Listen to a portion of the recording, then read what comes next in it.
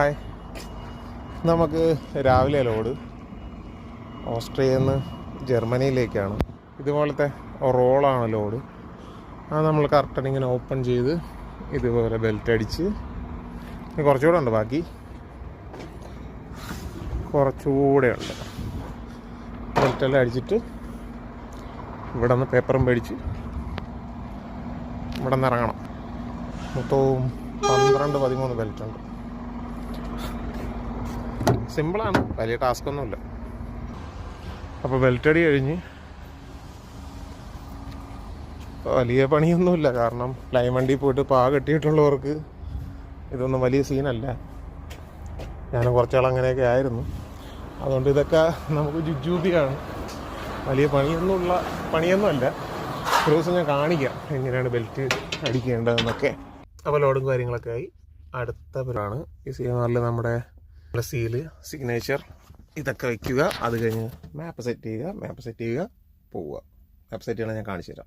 ഞങ്ങൾക്ക് ഇങ്ങനെയാണ് ലോഡ് തരുന്നത്. അതിൽ ഞങ്ങൾ നോക്കും ഡിസ്റ്റൻസും കിലോമീറ്ററും നോക്കും. മെയിനായിട്ട് അതാണ് നോക്കുന്നത്.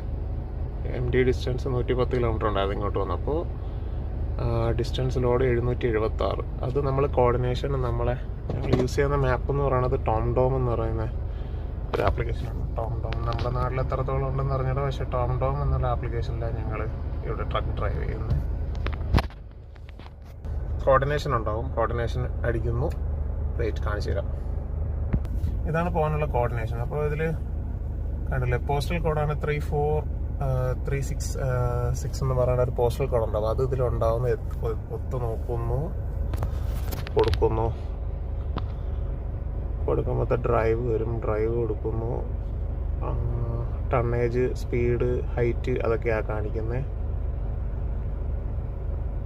അതിൽ റൂട്ട് ചെയ്ത് കറക്റ്റ് 776 കിലോമീറ്റർ. ഓസ്ട്രിയ മ്യൂണിച്ച് വഴി ജർമ്മനി.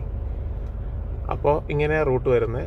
അതിൽ ചില സമയത്ത് ഇവർ ഈസി വേ തരും, നമ്മുടെ കമ്പനി വേറെ വഴിയായിരിക്കും തരുന്നത്. അപ്പോൾ നമ്മളത് എങ്ങനെ സെറ്റ് ചെയ്യുമെന്ന് പിന്നെ ഒരു ദിവസം കാണിച്ചു തരാം.